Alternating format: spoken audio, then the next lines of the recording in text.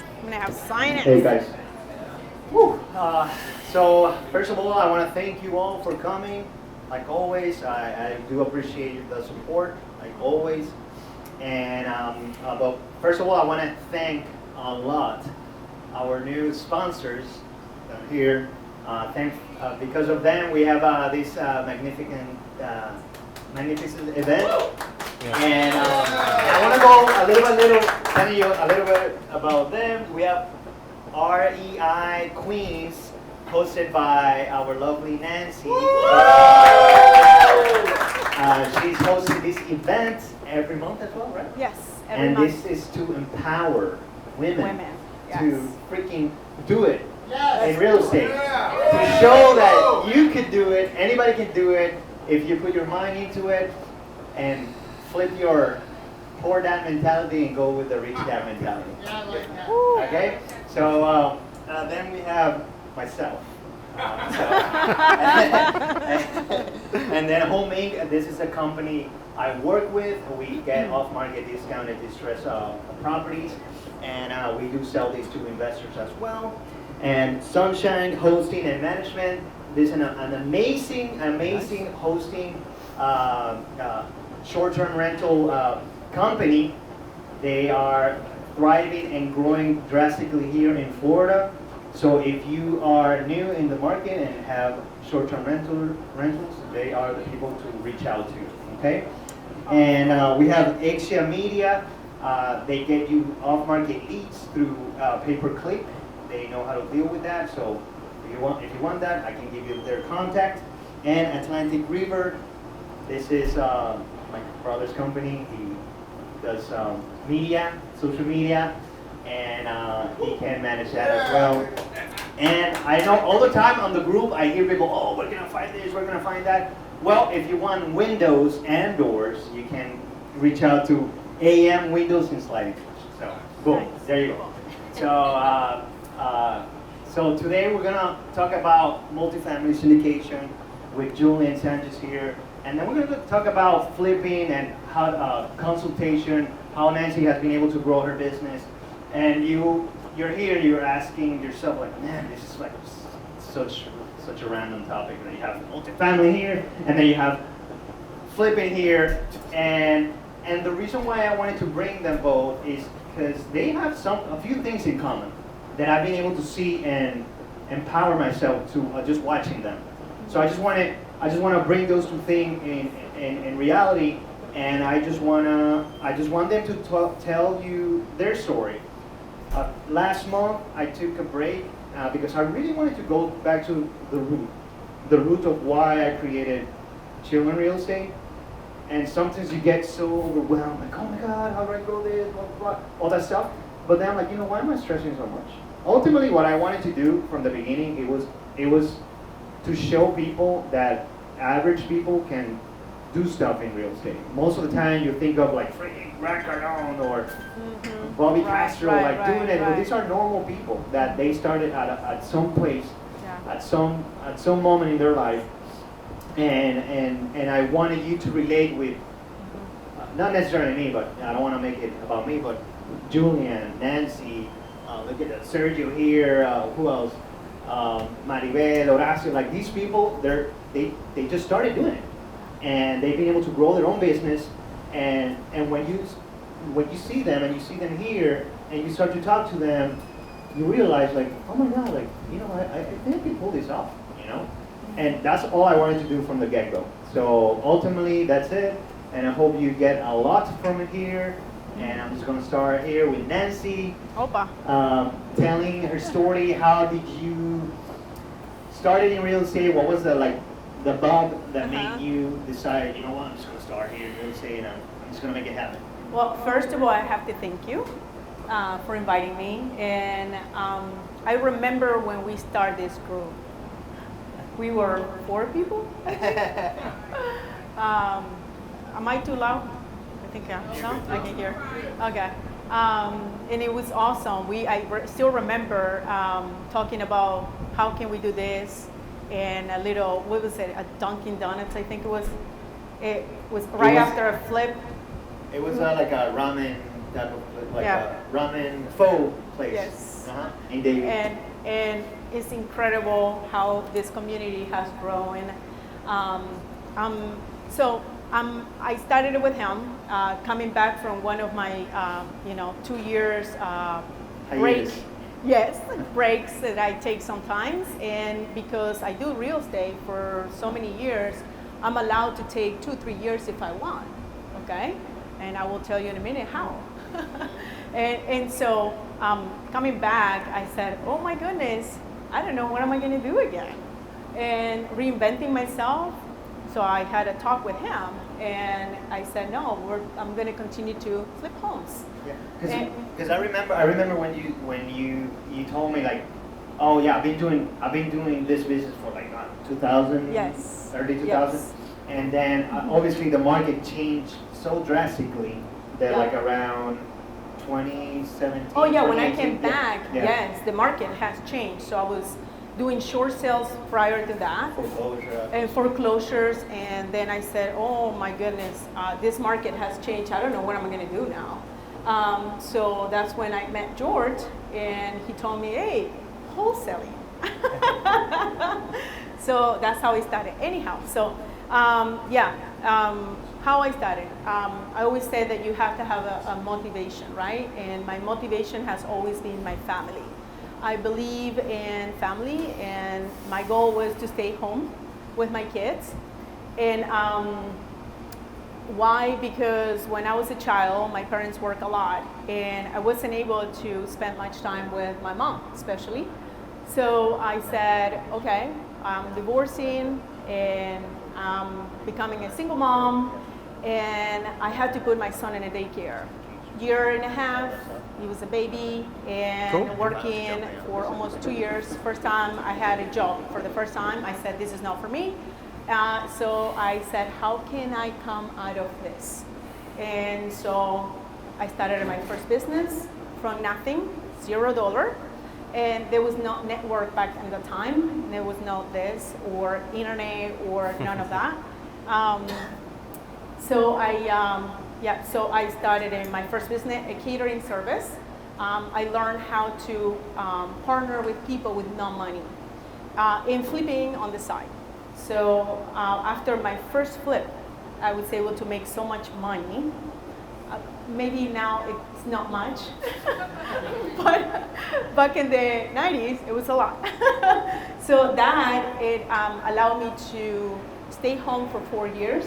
I paid off all the debt I had. I bought a brand new home in the West, in the Chapel Trail. I don't know if you guys know West Pembroke Pines. And I stayed for 4 years. So it was awesome. I loved it, and I did it again once my children were in school. And I did it about 5 times, and every time I want to take a break. So I make sure I make enough money, enough flips, to be able to have the freedom to stay home. So my motivation were my children.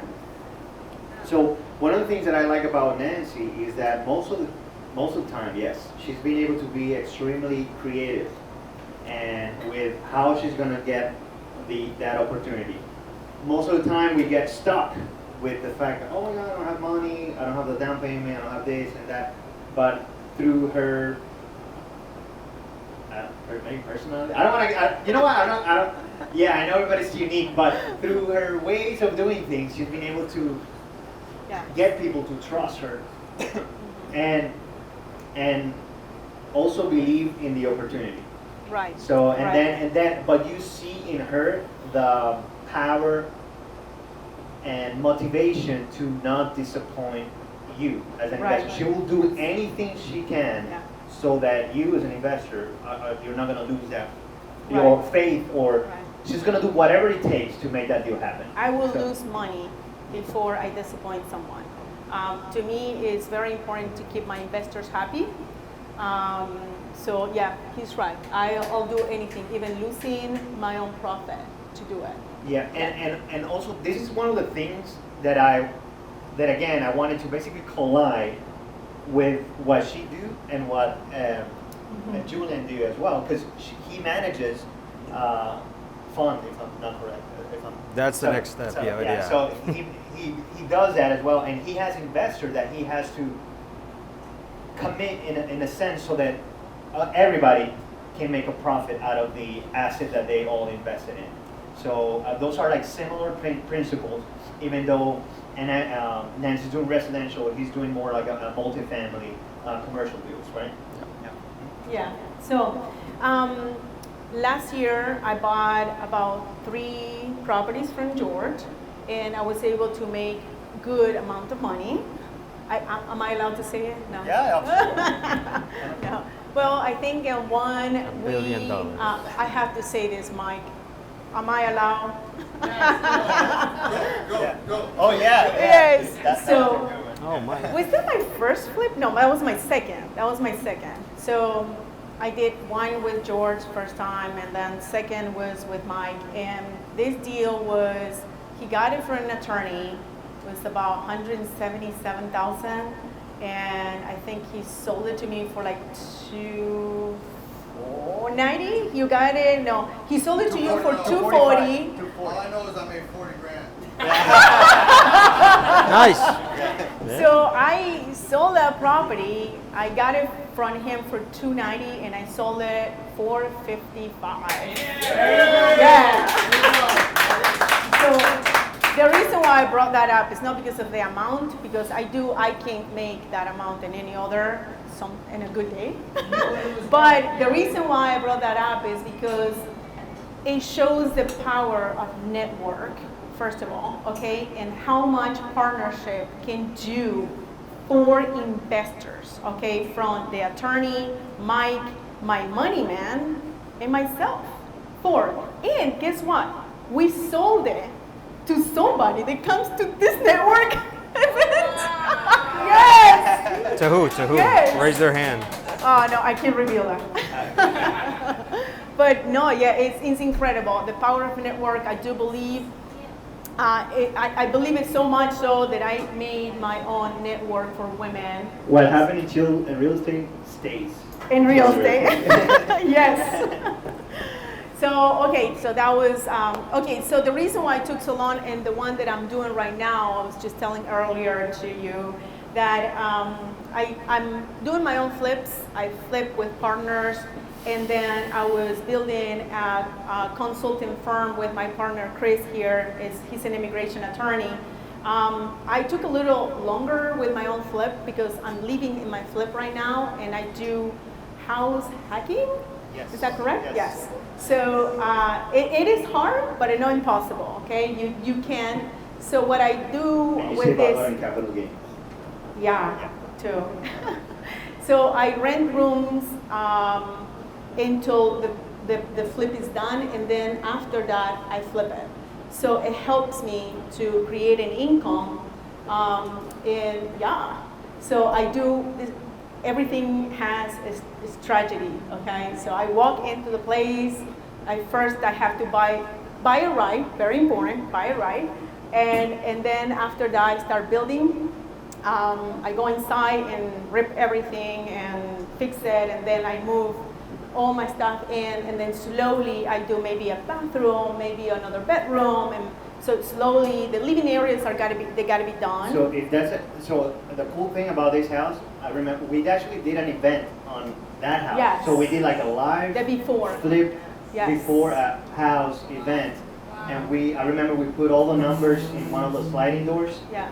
And we were able to go through the numbers real life. Yeah. And she was Yeah. able to Yeah. go over the property, and she's I'm going to do this here, this, that.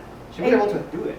So it's like a manifestation of what you imagine first, and you're able to then accomplish. Absolutely. So everything starts with your Yes. thoughts. Everything Right that here. you see, Yep. skyscraper, freaking Hollywood Street, Uh-huh. started in somebody else's mind. So I think it also applies to what you want to do in your own personal business. Yes. Yes. Go Totally. deep. Go Totally. deep on that. Yeah. Yeah. So I remember that. So we said that. I want to say this. We actually that day we were having the 1 year anniversary for Chill in Real Estate. 1 year. Remember that? So the meetup that day was about house hacking, right? Anyhow, so yeah, that was what I've been doing this past year, and my motivation is still the same. And I think that we all have to have a motivation and push forward, be consistent, don't give up, go for it. And Nancy, I want to ask you this last question. Can you tell us the worst deal? Because most of the time Yes. when we talk about the best, everything's, rainbows and pink, Yes. pink Yeah. ponies. So tell us about that. Yeah. So my worst deal was in 2014. So I bought it, Davy Acres, and I thought that I was gonna stay in the house, and I put way too much money into it. So when I sold it, and it had nothing to do with the market, I bought it right. I just put marble. Is that what it? Marble? Marble, or it wasn't even that, but I just overspent. Too fancy. Too fancy, yes, too fancy for that place. And so I lost $60,000 on that one. Yeah. So that taught me a huge lesson, not to put, the wrong stuff Not in to live in your the flips. wrong neighborhood. Or to live in your flips. Yeah. No, that was when I was taking my break. Cool. So I wanna go ahead and pass it on to Yes. Julian. And before I ask you, you probably are freaking tired of me telling this story. But last time we had John Hoover, and John. he actually runs another meetup. He's been very consistent. He does it in Palm Beach. So In Delray. Sorry, in Delray, yeah. In Delray Oh, Palm Beach. yeah. It's Palm Beach County. So that was my first ever real estate meetup. I was super fresh. I was super intimidated with a lot of people, and I met him at that event.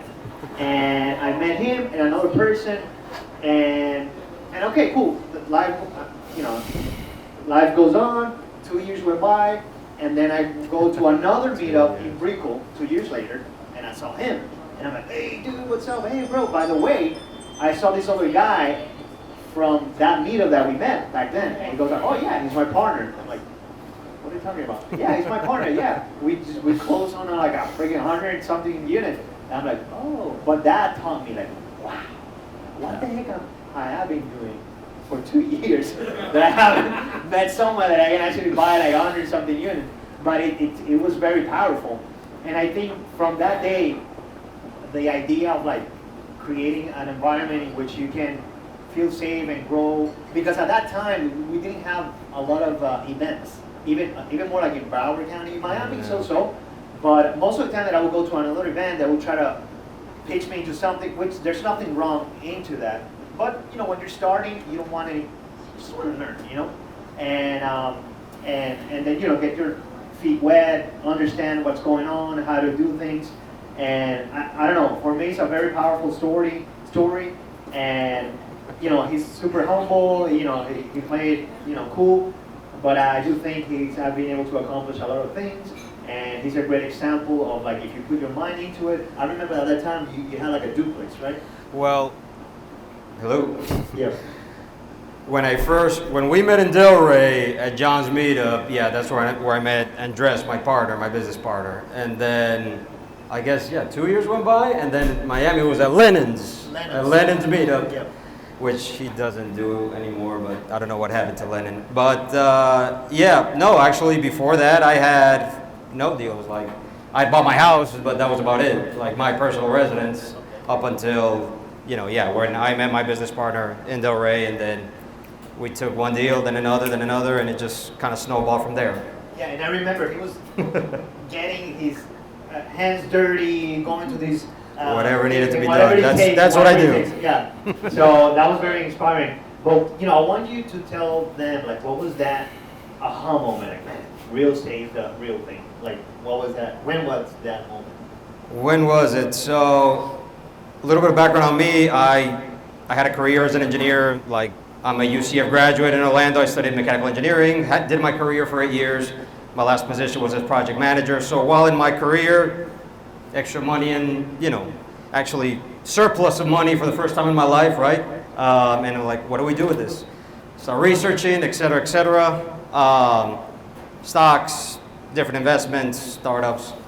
Of all the stuff out there, if one was looking, and that's what I was looking for, financial freedom, quote unquote, in case shit, if I don't want to do my job anymore in the future, etc. Researched that. Long story short, decided real estate was the way. And then specifically multifamily after listening to a specific podcast, Bigger Pockets, which is prior for like a good 2 years is, you learn, and, during my career, I traveled a lot. So anytime I was behind the wheel or I was on a plane, I was just listening to podcasts, consuming.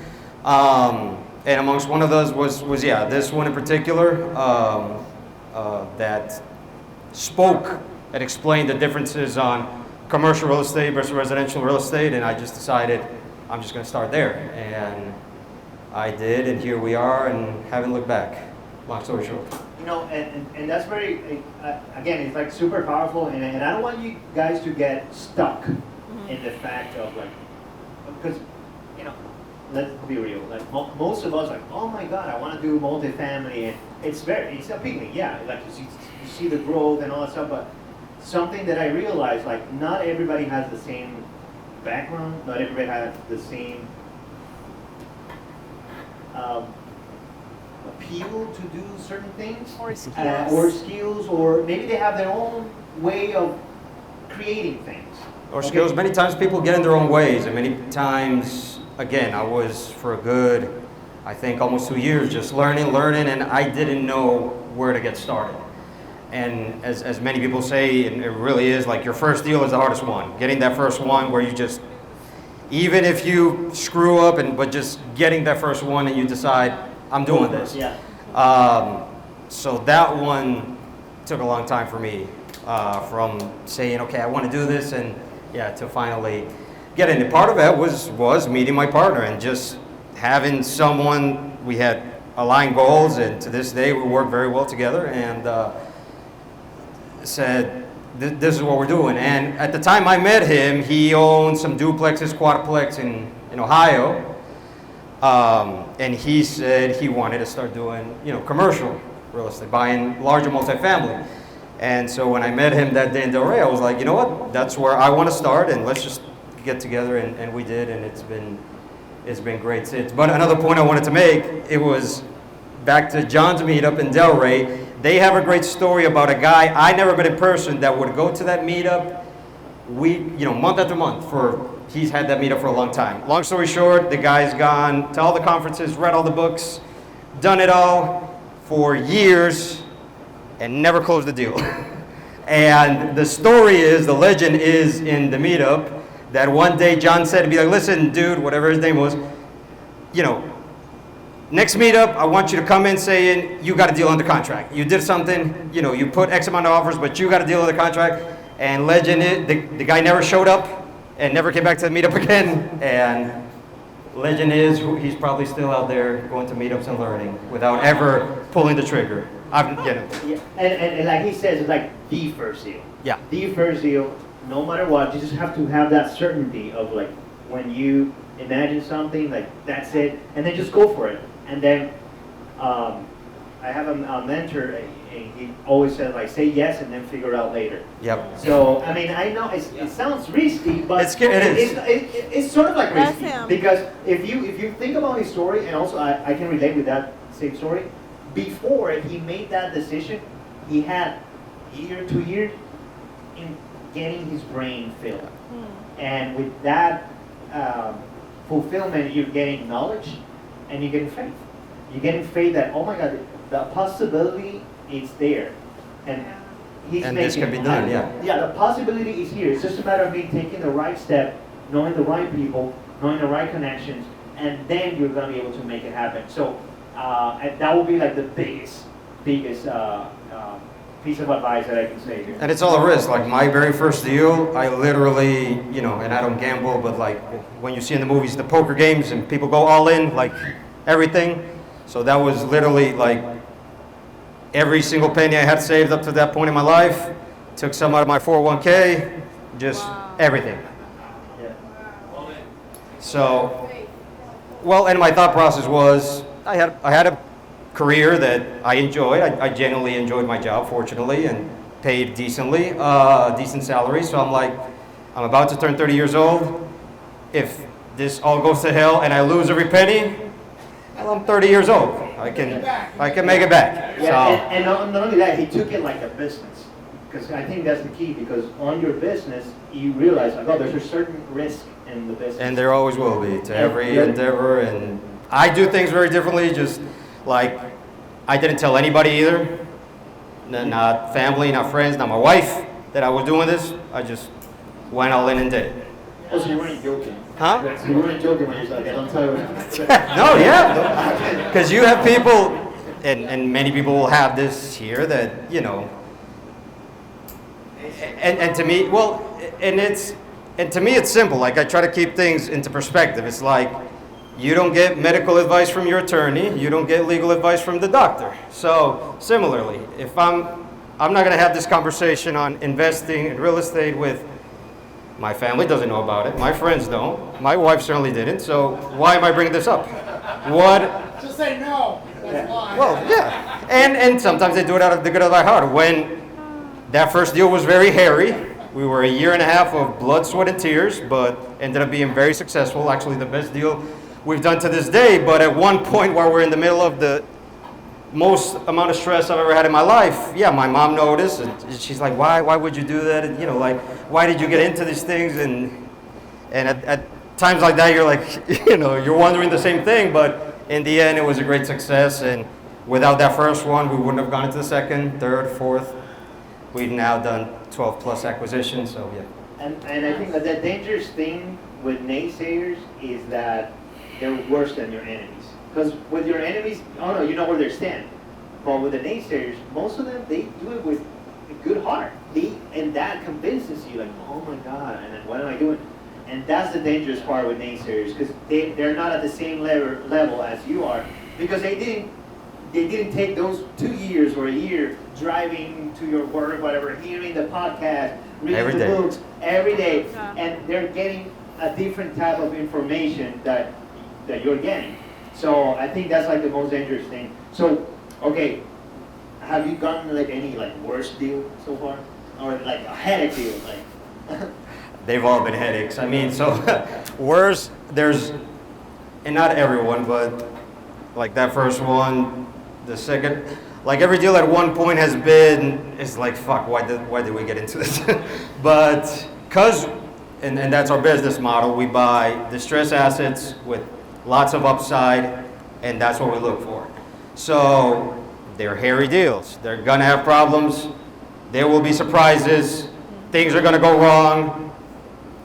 Unexpected events will occur. So yes, but we haven't lost money in any yet. Or let me rephrase that. One of them was actually a great deal that I really wanted at a time, because we were going.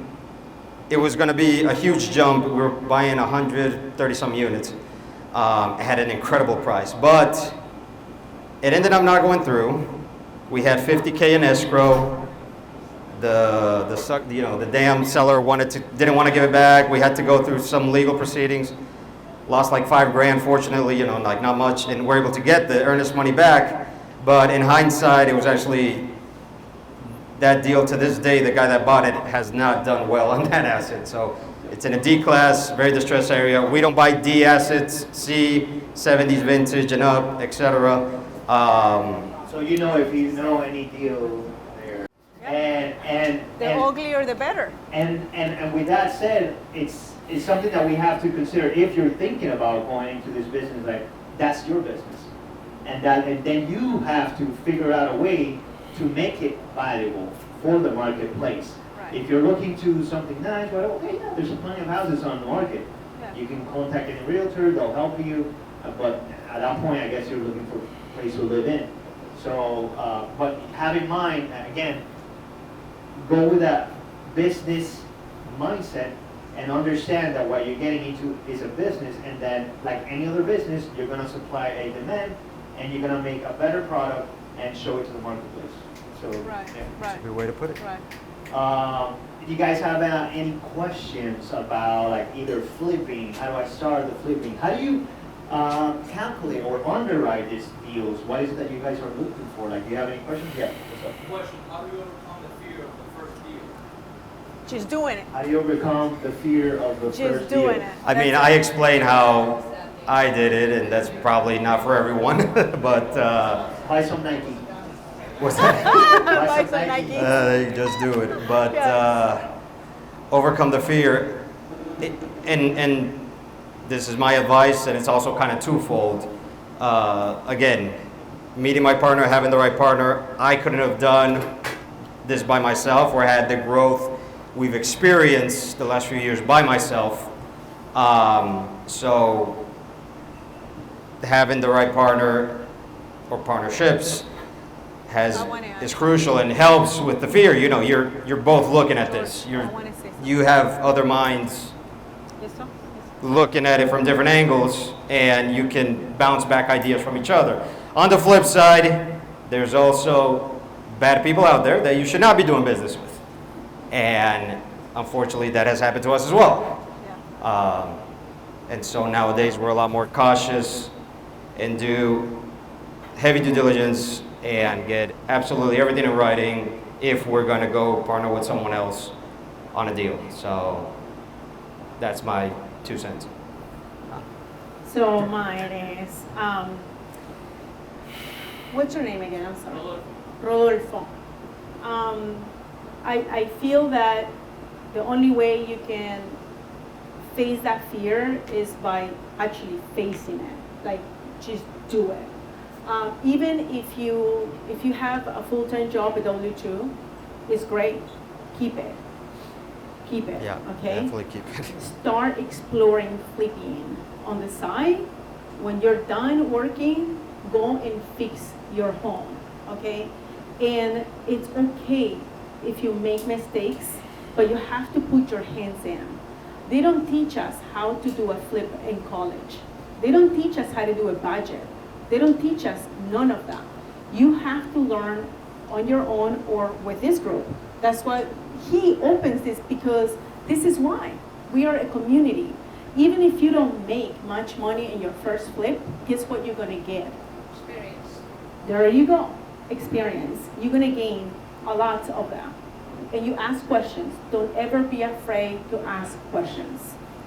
The other thing that I always think about this, and guarantee there's going to be a book about this. So not everybody knows about me, but back when I'm Dominican. I used to live in the Dominican Republic. Before I came here, I used to wedding sing as a hobby. I was a wedding singer. Give me So, something. as a hobby. But you know, I didn't know that. Yeah, so That's- not other people know. So that was like a hobby. So, but I always have in my mind, like, I don't know, I thought I was gonna be like a great artist, whatever. So I decided, you know what, I'm just gonna go to the United States and let me take this out of my chest. You know, I want to do something like big, and I don't know, I got infatuated with the fact that I wanted to do a concert. And I'm like, okay, I'm just gonna do a concert. I'm gonna make this concept, and I'm just gonna do it. I just got obsessed with that. So I created the concept, and at that time, because I was wedding singing, I knew a bass player, I knew the drummer, I knew the host, I knew the place that I wanted to go and do it, and I knew the person, the receptionist, I knew all of that. And at the end, it was a very successful event. I did it in under 3 months. I went to radio stations, TV, I promoted my event. I just knew what to do. I just knew what to do. I had a lot of naysayers. Why are you doing this? All that stuff. But I just knew what to do. I knew the concept. Around 500 people went to that concert. Nobody knew me, but it was cool. Wow. It was an amazing event. I was able to pull that off. I was able to pay all of my musicians. They all believed me. I told them, look, at the end of the event, I'm gonna pay you. So they all went to all these rehearsals with me. They played the guitar, they did everything that I told them to do. And then at the end, a few months went by, I don't know, I was already living here, and I was praying. I was praying to God, and not the universe. I was praying to God, and I realized that first I had the infatuation and the decision of making something, and then second, I had the people in place. I already knew the people. I already knew the bands. I already knew the band was going to play the music with me. So most of the time, we are afraid to make the decisions because we don't have the band around us. And at the moment that he took the decision of like making the leap of faith, he didn't have the band, but then he realized like, oh my God, I can sing and he can play the piano, Right, you know. right, And then on her side, like, well, you know what, I can play the flute, and then Yeah, he can play yeah. the violin, and the other guy can do the keyboard. So I think it is this, like, look for the people that can play these instruments that are gonna help you to fulfill that vision that you have for your Right. project. Right, So absolutely. I guess that's it. Like, make your rock band. There's a great book. Yeah, that's actually very good. Applause for doing it. I'll just throw it out. There's a great book called by Dr. Dan Sullivan, Who Not How. So you guys want to look it up, read it. Who Not It's How. exactly that. It's an amazing book. Yeah. Any other questions? So, I guess for me, I've been struggling to find my second deal. Sorry. Oh, sorry. Hi, everyone. Hello. For me, I've been struggling to find my second deal. My first deal was not bad. I actually rented. You actually what? I have a multi-family, it's rented, so now I've been struggling for the past 2 or 3 years to find my second deal. It doesn't have to be a multi, it could be a single family home. I'm not sure if I can do like rent or whatever it is, but in terms of like loans, I know I can go with the hard loan lenders and stuff like that, but I know that's higher. So I'm just like stuck on how I can get my second deal. So that's my suggestion. Repeat. Repeat the question. No, I wasn't able to hear. A what? How do you get the second year? Oh, here Oh, I can So repeat it. you wanted to know how do you get your second deal? Yes. Now you already have a duplex, and Yes. you'll be struggling to know if you want to get like a flip. No, or no, no. She wants to know how can she get Or what advice do we have What advice you guys to find the next the one? next one. There you go. That's We, right. me personally, our firm, we, especially when you go into commercial real estate, it's a world, you go through the broker. There's very little, almost none, direct to seller, whatever. I've had a deal, I was working a deal in Ohio. I was direct to the seller. I know the damn seller personally. And I had been talking to him for over a year on this dilapidated property he owns across from one of ours. And I'm like, do you want to sell? He's like, no, I'll deal with it. Come a couple months ago, he decides to put it on the market. And I'm like, dude. And he's like, no, these are people that he owns millions and millions of dollars real estate. He just does not want to deal with it at all. He'll pay the commission, let the broker deal with it. He puts it on the market. They don't care. So, that being said, in the commercial world, everything that's worked for us is broker relationships.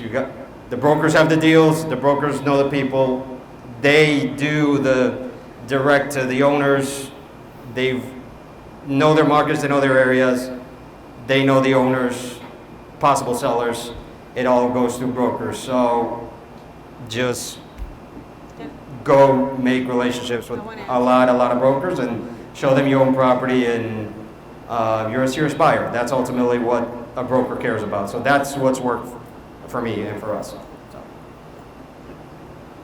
So, yeah.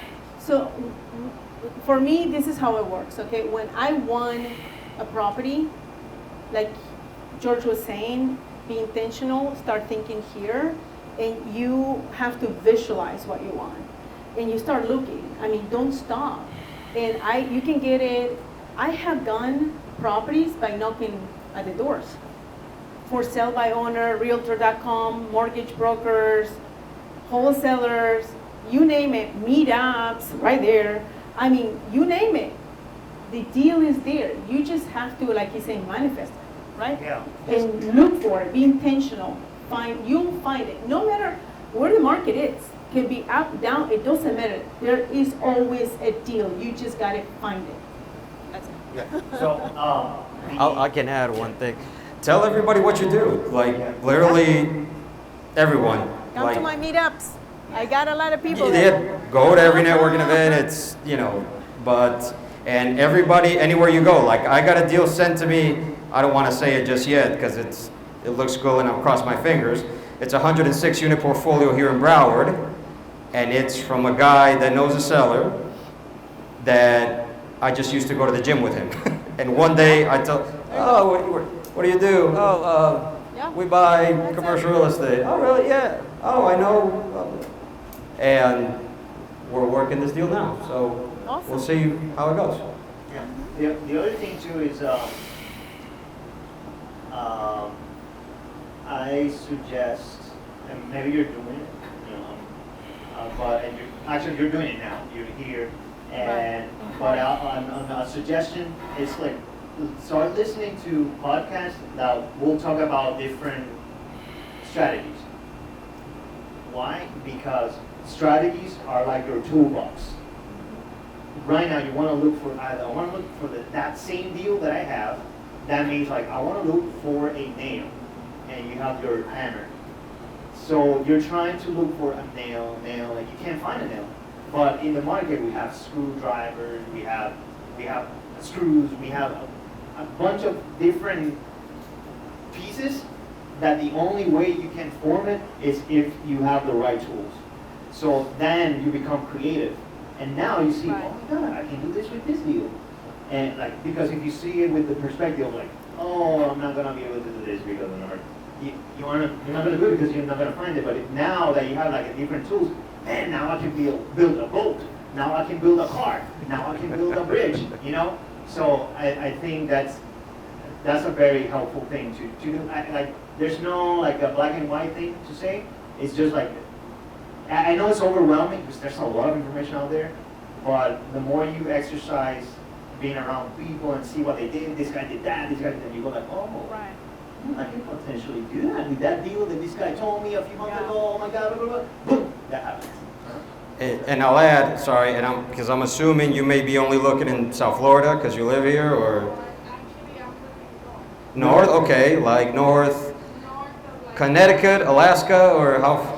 It could be the New England area. Yeah, but so just spread out to other markets is all I'd say. And there's some great stuff out there. I mean, most of our portfolio is in the Midwest, not in Florida.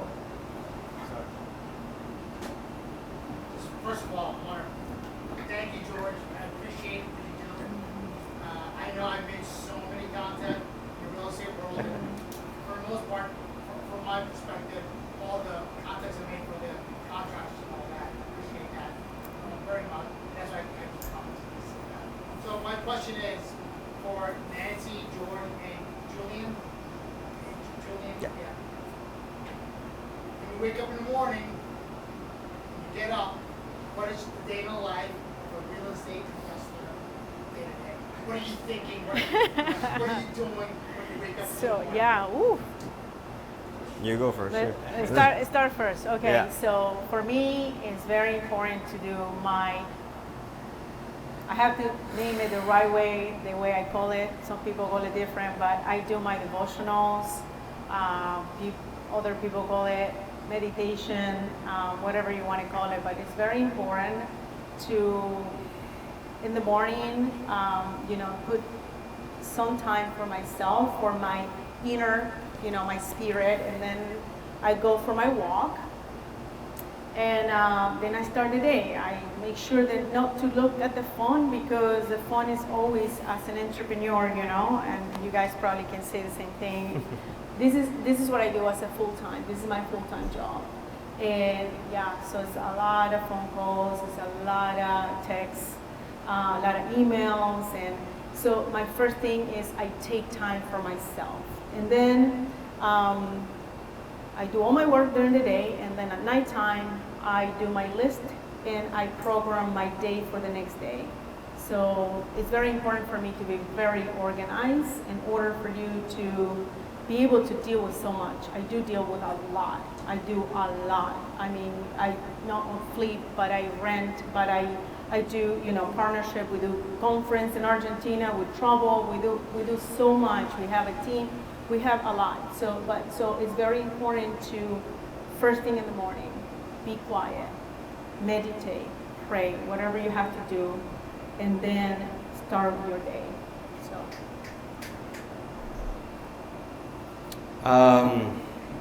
I don't have a set consistent, like, every day looks different in my case. And because my main thing, what I do for our firm is acquisition. So yeah, when we got a deal happening and, I found that I underwrite it, send an LOI, get it on the contract, and we're closing, I'm working to get that thing to close.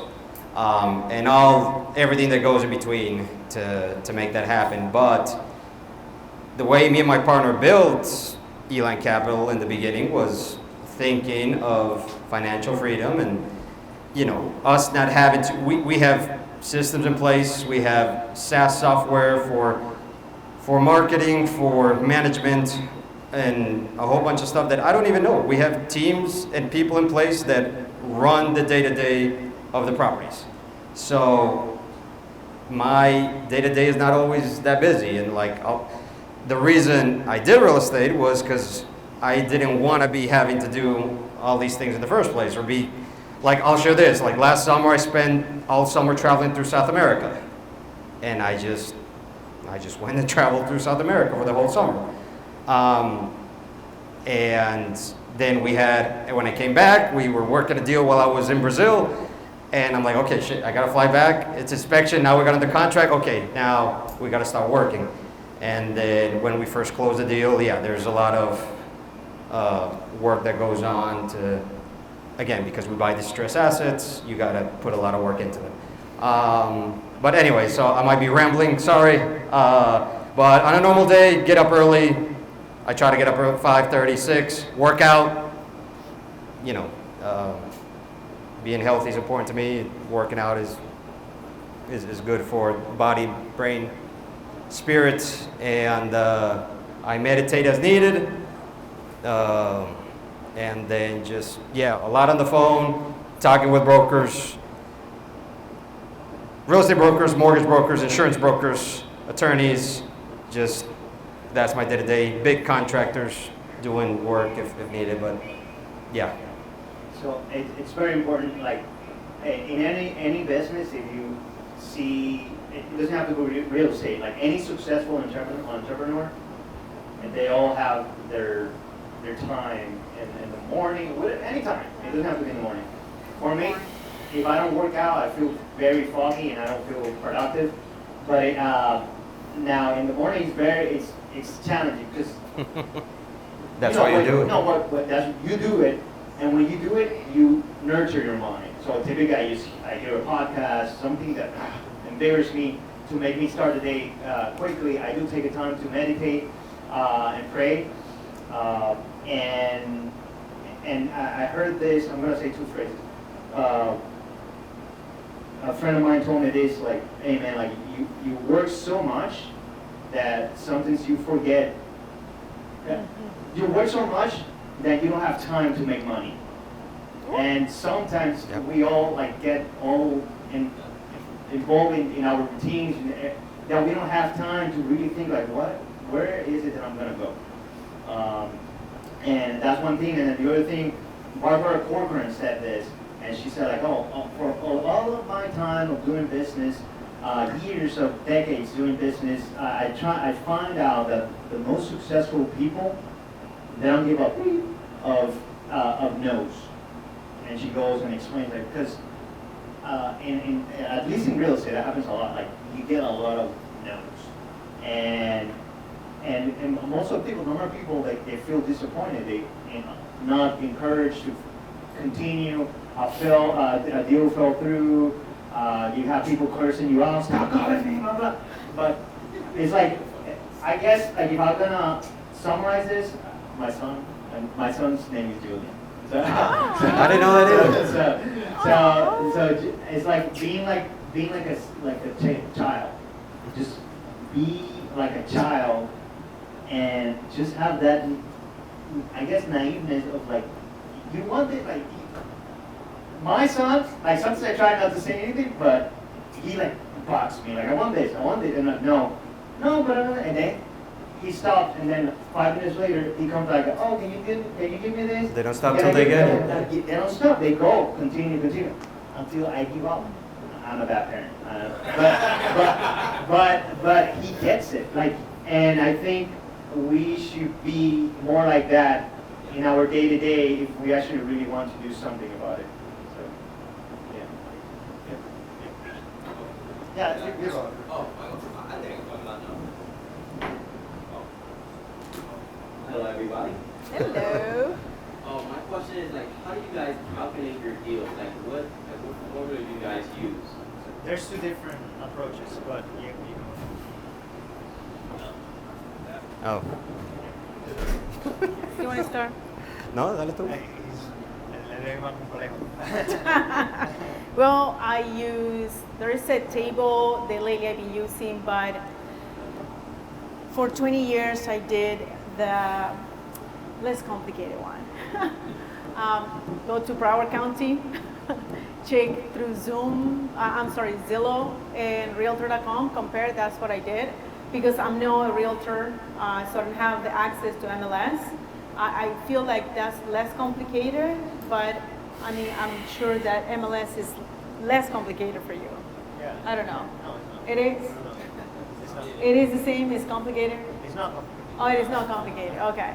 So I don't know, I just have my ways to do it, because I'm not a realtor again, but somehow it works for me, and it has given me what I need.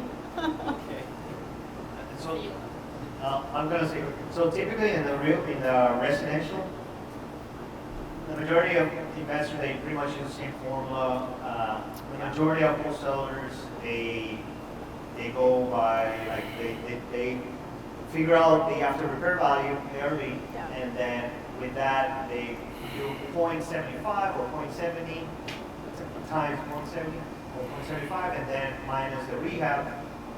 Now we're gonna go for a little more aggressive, 0.65 or 0.60. Typically, investors, they buy like around the 0.70, 0.75, if it makes sense. So those are pretty much the numbers. Yeah. Multiply. Well, I want to add something.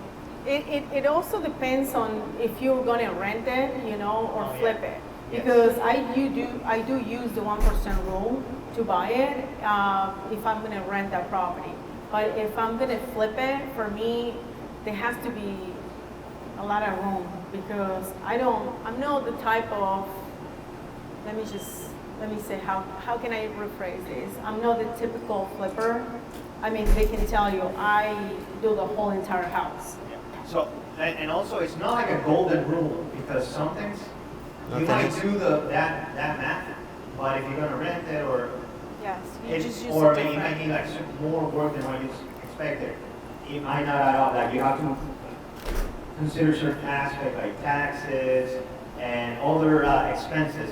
He can go more with that as well, because there's so many moving parts that if you don't narrow that down, the thing can go down very quickly. Yeah. Huh?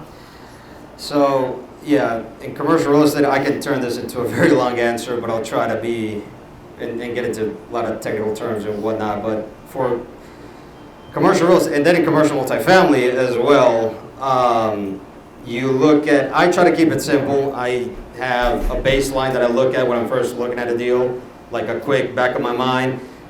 Use something similar to the 1% rule. I have, 100 unit apartment building, asking 200 a door.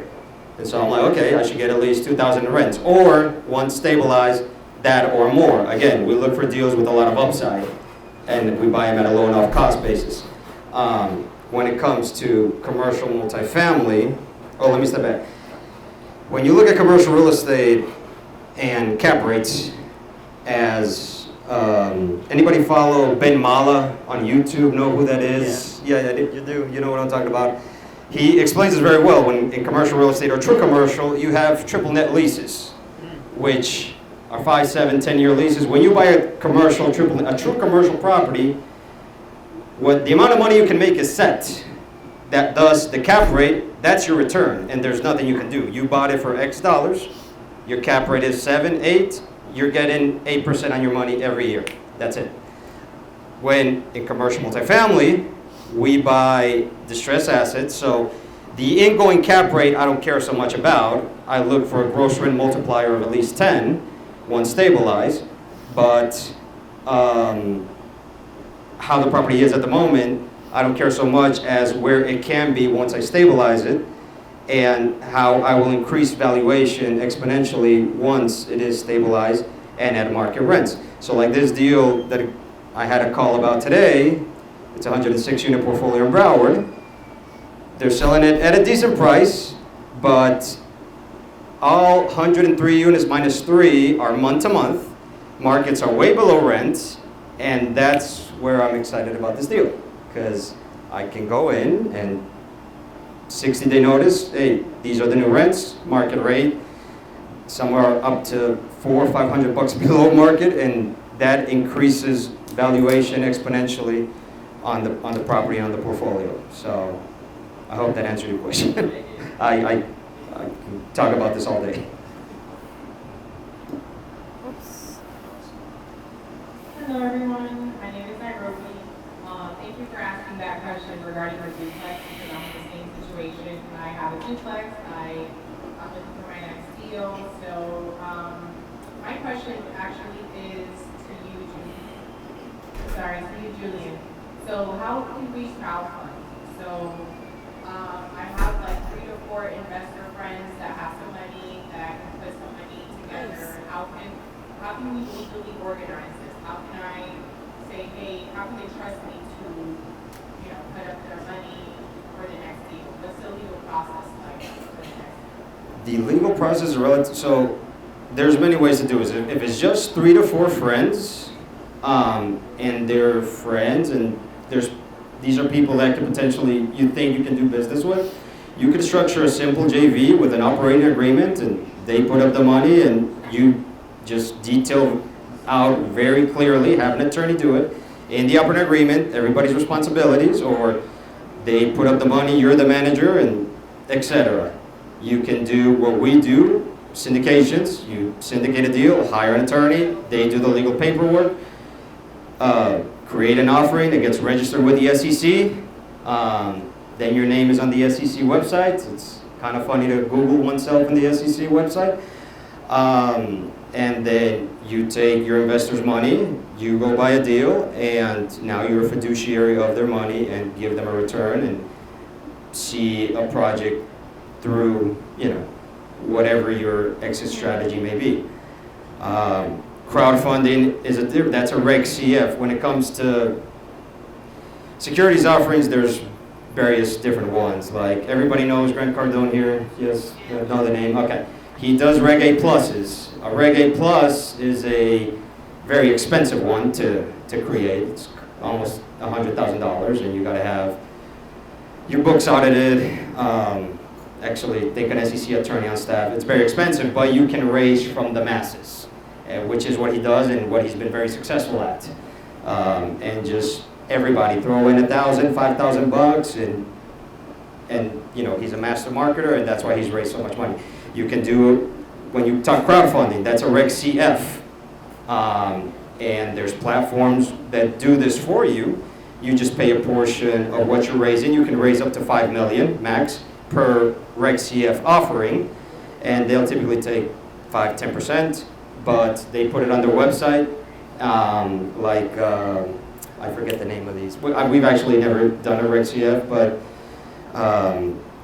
there's websites that do this. They present your offering, your deal, your pitch, your presentation, and people can go invest in it. Like that, go see it on the website. And CrowdStreet, that's one of them.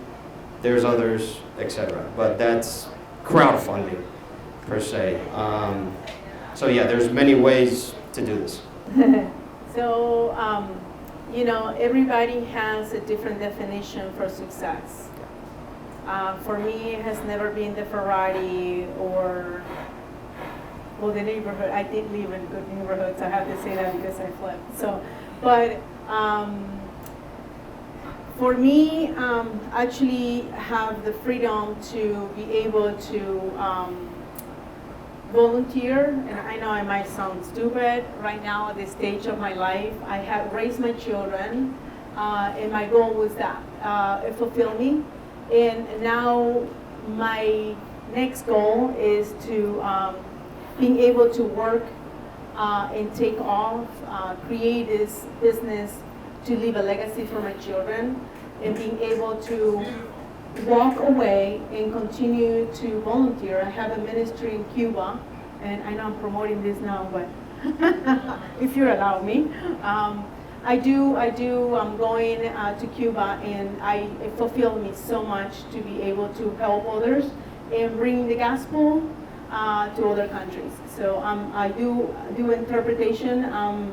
I do translate for a group of pastors in Cuba. And I want to do that as a full-time job. So that is what my goal and fulfillment is right now. Leave a legacy for my children and have the freedom right now to be able to spread the gospel in Cuba.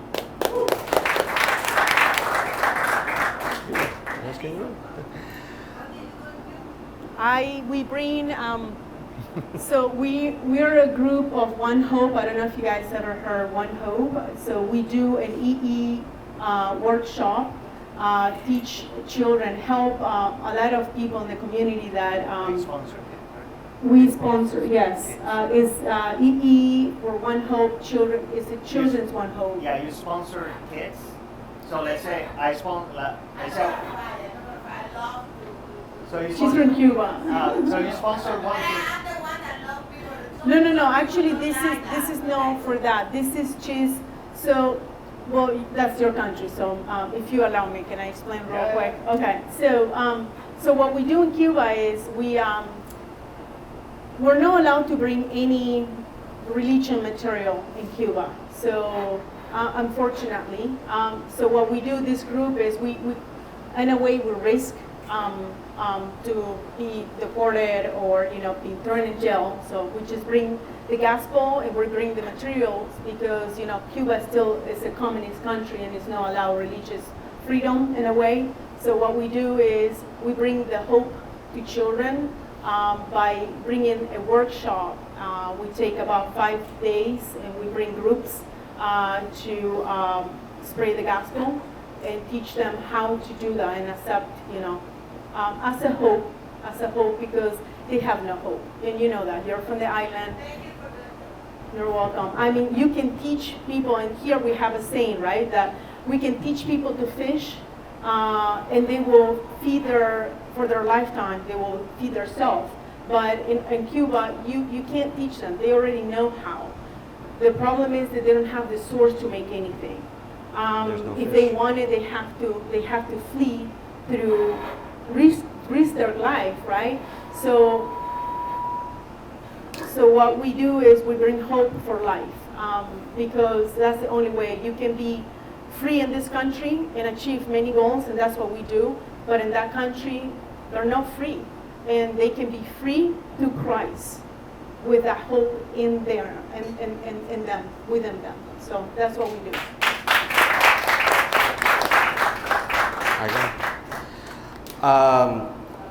Goals change, I would say. It's dynamic. It's not, when I started, I think I mentioned in real estate, the goal was financial freedom, right? Go to passive income, money comes in without me having a job, whatever. Even though I had my career and I enjoyed it, but, like in K shit, and that was the goal.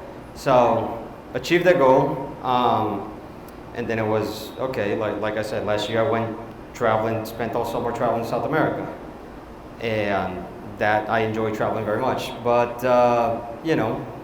you come back, I'll share this. Through real estate, I've had the chance to, in business, because I'm involved in a couple of very specific masterminds, and you meet people from very successful individuals, decamillionaires, centimillionaires, and it's funny. I always ask when I see somebody like that, and I get to sit down with them one-on-one. I always ask them the question because I want to know. It's like why? You know, obviously you see someone worth $50 million, 8 figures, a centimillionaire.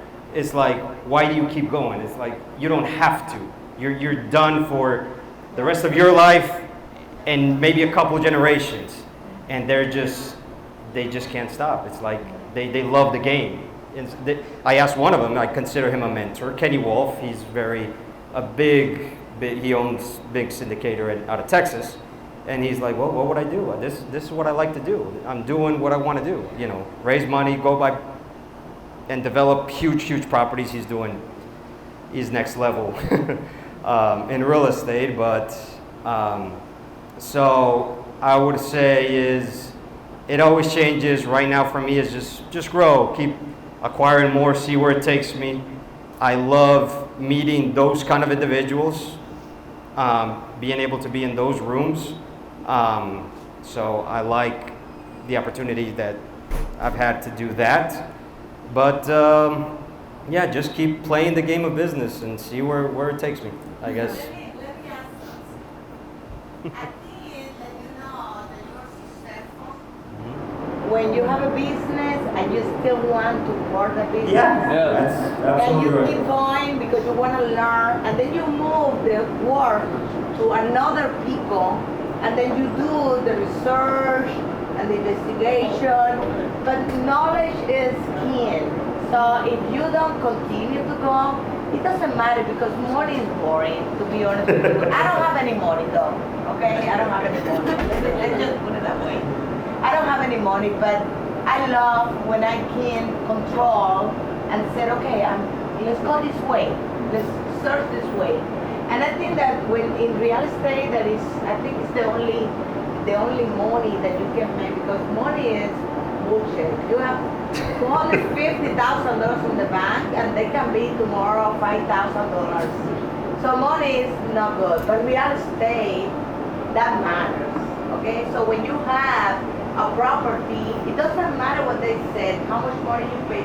It does matter, but it's better to get it cheaper, you know. But if you have a property, at least you have an asset, and that asset means a lot. And that's the difference between having a lot of money or having assets. Yeah, you can look, I mean, it's complicated. You know better than me about that, but what I'm saying is having fun with what you do is the most important. I agree. So yeah, I just wanted to wrap it up, and I do appreciate you guys being here. Thank you so much, and I guess I see you next time, and we can just chill, drink some beer, smoke some cigars, chill in real estate. and then yeah, chill in real estate.